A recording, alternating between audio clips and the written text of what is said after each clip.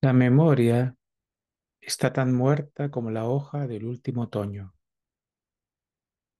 Esta frase está en el siguiente pensamiento del libro Meditaciones de Krishnamurti, que vamos a estudiar en esta oportunidad. Vamos a continuar con este libro sobre la naturaleza de la meditación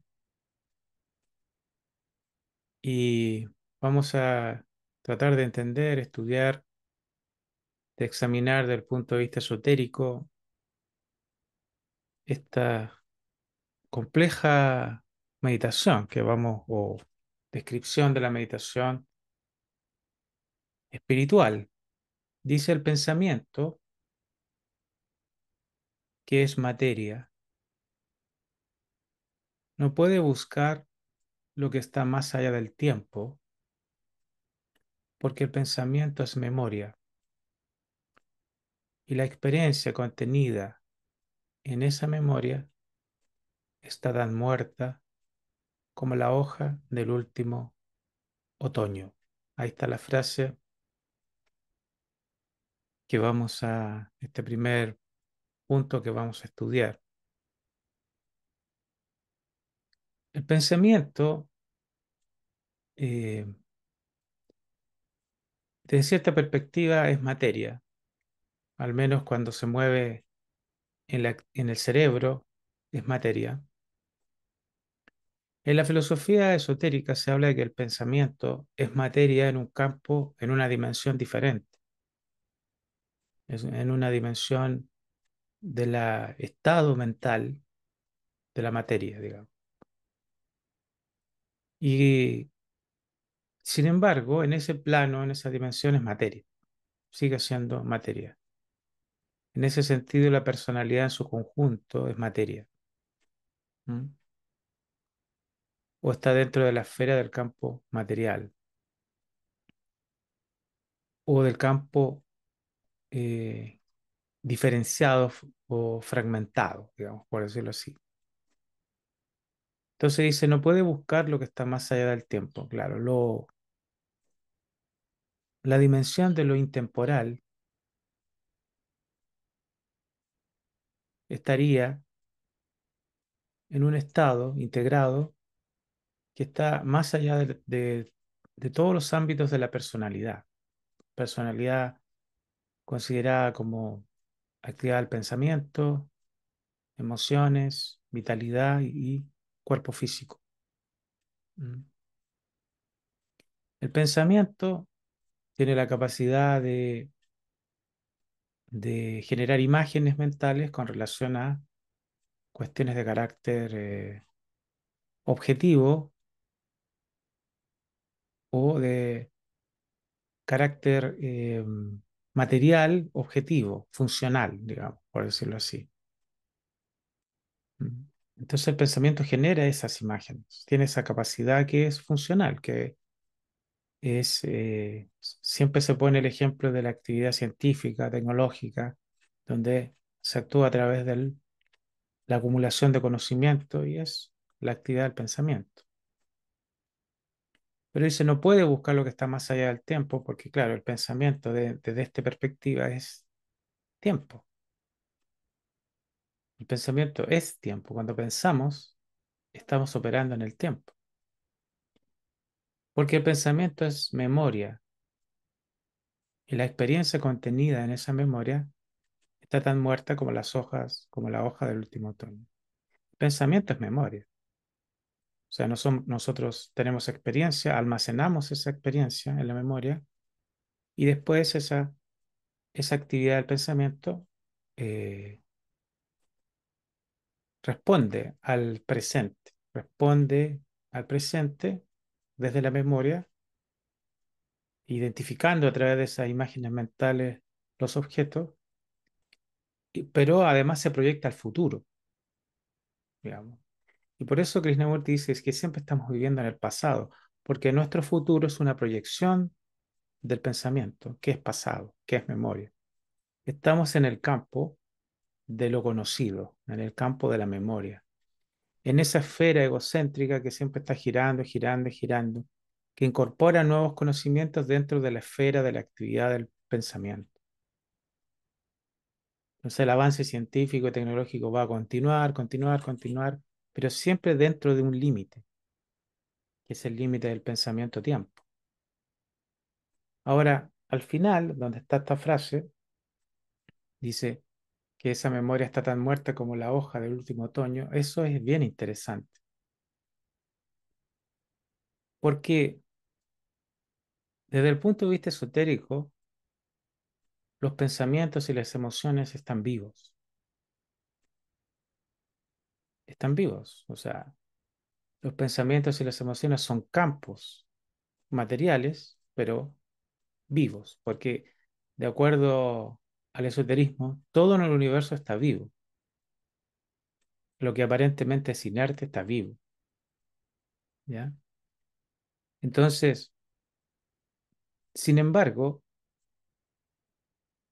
la vida de esos campos mentales y emocionales es repetitiva, es mecánica, es una estructura de hábitos o de condicionamientos que se mueven. Por ejemplo, si nosotros nos detenemos un poco, cerramos los ojos y tratamos de observar, vamos a ver que pasan pensamientos por nuestra mente, nuestro cerebro, que emergen, que las sensaciones están fluyendo, que los pensamientos están pasando. Esos pensamientos se mueven, se proyectan, de repente empezamos a pensar en el futuro, en algo que tengo que hacer o nos recordamos de algo. O sea, el pensamiento está vivo, se está moviendo. Hay vida en la actividad del pensar, pero siempre en torno a lo conocido, a los registros de lo que ha pasado. ¿Ah? Puede que incorporemos nuevos conocimientos, pero siempre dentro del campo de lo conocido. No se puede romper la frontera de lo conocido con el pensamiento tiempo. Entonces, Krishnamurti nos dice que estamos viviendo en aquello que ya pasó, que ya murió, que ya fue. No estamos vitalmente en el vivir de la hora, vitalmente en el instante de la vida, en el que está floreciendo el vivir, la vida, que es de instante en instante y que no es pasado, es un florecimiento de momento en momento. No hay, no es repetitivo. El instante es libre, es creativo. El pasado repite patrones condicionados. No sé, esto tiene que vivir con estar atrapado en la memoria, estar atrapado en el pasado, en los condicionamientos. Entonces, Krishnamurti nos plantea brutalmente que si no rompemos con la memoria, estamos como muertos, literalmente. ¿Por qué? Porque estamos viviendo, repitiendo un patrón muerto, que ya fue, y que solo está en nuestros contenidos del pensamiento, que todo solo está registrado ahí, pero ya ocurrió, ya fue. Estamos como reviviendo continuamente o patrones muertos, terminados. Entonces, por eso que eh, se habla de que la meditación es un estado que es nuevo de instante en instante. No es una repetición de patrones condicionados, patrones condicionados culturales, sociales, nacionales, de todo orden, familiares. La meditación es darse cuenta de esos patrones. En el acto de darse cuenta de todo esto, o sea, de lo anterior, de esos condicionamientos, esos patrones repetitivos que ya están, que vienen desde el pasado, que no son del presente, que no son del ahora, en el acto de darse cuenta de todo esto surge la atención. la cual no es el producto de la inatención. O sea, si surge el darse cuenta, se da cuenta de esto. Aquí entran algunos problemas serios. Yo no puedo darme cuenta como yo, como centro, pero puede haber un darse cuenta. ¿Ah? El darse cuenta surge cuando yo no estoy ahí, cuando el centro egocéntrico que actúa no está ahí. ¿Ya? Entonces, porque de hecho el centro fluye con los patrones de la memoria. El yo fluye con los patrones del tiempo. El yo es tiempo. Por eso hay un darse cuenta, pero no hay un yo que se dé cuenta. Que si yo me doy cuenta, yo soy del pasado.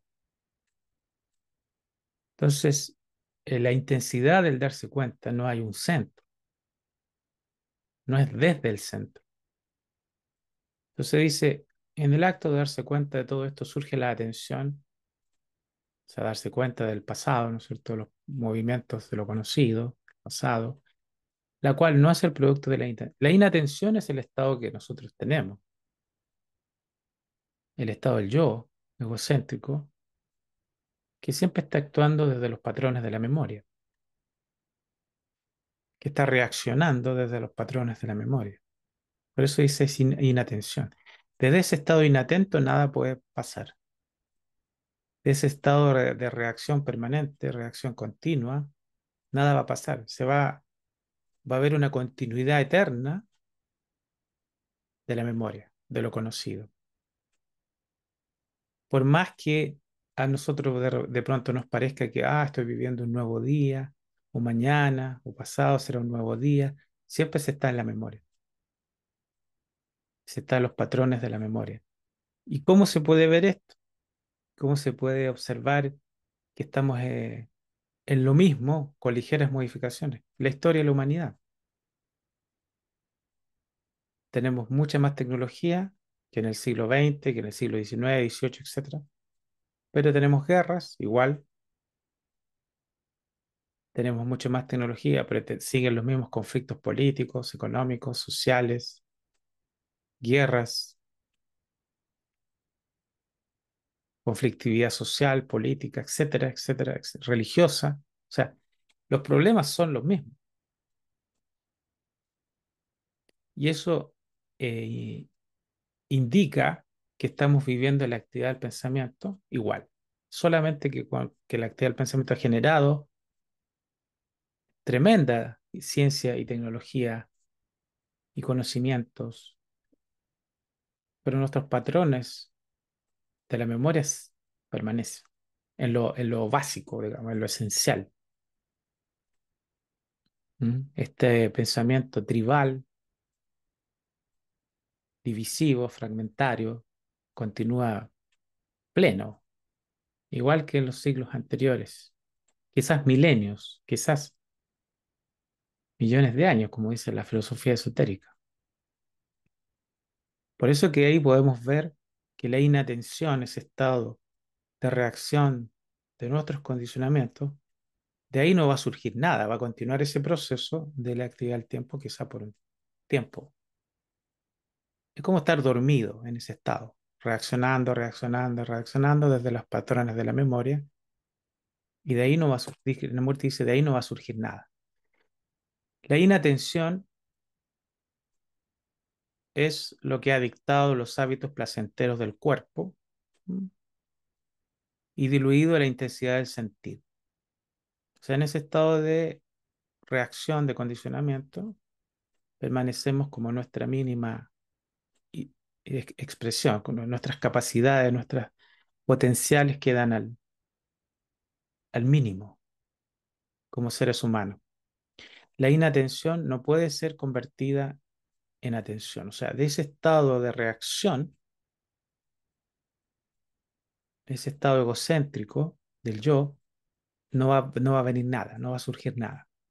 Por supuesto va a surgir. experiencia, conocimiento, ciencia, tecnología, podemos aprender mucho en ese estado, pero no va a surgir de ahí un estado espiritual, un estado integrado, un estado unitario o amor, porque hay que de alguna manera despertar a ese estado, despertar, tiene que haber un darse cuenta en ese estado. El darse cuenta de la inatención es atención, o sea, en ese estado tiene que surgir ese darse cuenta interno. Y, y eso ocurre o no ocurre en cada uno de nosotros, o sea, no es un asunto, es un asunto individual, digamos. Podemos seguir toda nuestra vida en ese estado de reacción y la humanidad continuará y continuará bajo los patrones condicionados o despertará. Y justamente eso es lo que estamos estudiando con el tema de la meditación, el despertar, del darse cuenta, de la observación. Ver todo este complejo proceso es meditación. Ahora, claro, la palabra nos traiciona, ver. Sí, pero no hay un centro que ve, no hay un yo que vea, hay un ver, hay un darse cuenta, ¿m? Pero no hay un veedor. Es como que la energía del ver está, la energía, por decirlo así, del discernimiento florece, pero no es un yo o un centro fragmentado que ve.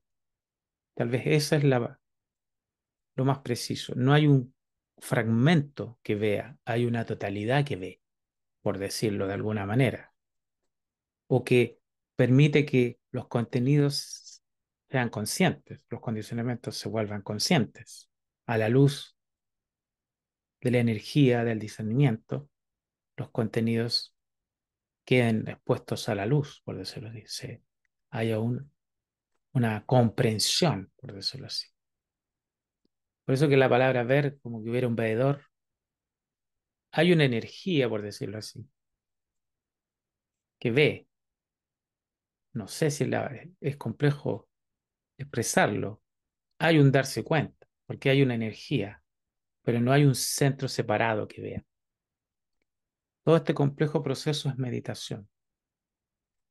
Solo de ella emerge el orden en esta confusión. ¿No? La confusión de lo condicionado, ¿no es cierto?, del pasado. Este orden es tan absoluto como el orden de las matemáticas, y a partir de ahí hay acción, el hacer inmediato. El orden no es composición, diseño y proporción. Esto viene mucho más tarde. El orden surge de una mente que no está atestada de las cosas del pensamiento. Cuando el pensamiento está en silencio, hay vacío, el cual es orden. Bueno, ¿qué pasa con una mente en silencio?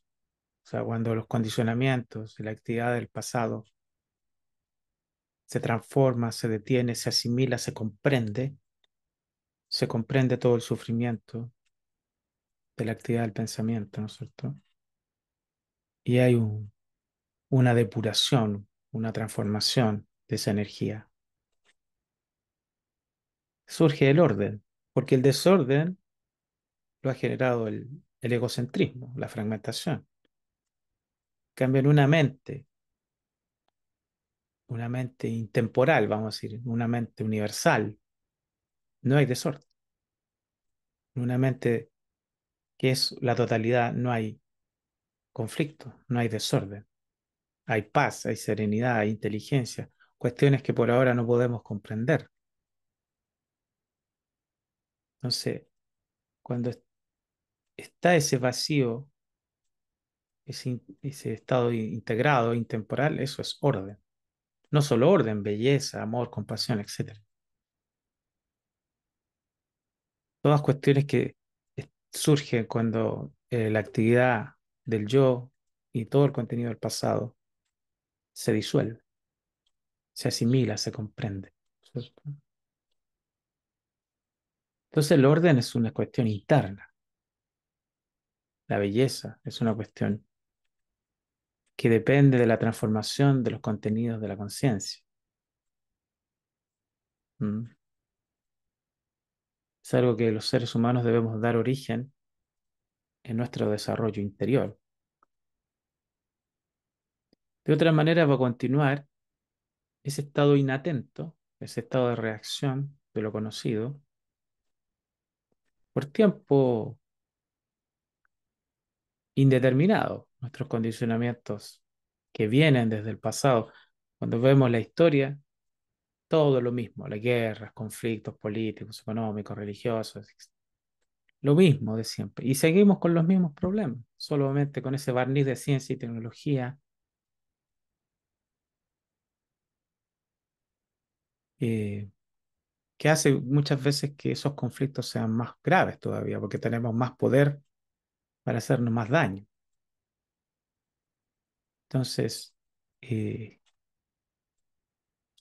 aquí lo que está planteando Krishnamurti es el surgir de la atención, de la observación, en ese estado que él llama desorden, que llama confusión, que llama inatención, que es la actividad de lo conocido o de la memoria condicionada, ¿cierto? Bastante complejo, pero interesante este pensamiento y lo podemos estudiar, lo podemos reflexionar un poco para tratar de entender realmente lo que es el alcance profundo de la meditación, porque hemos estudiado ya más de 30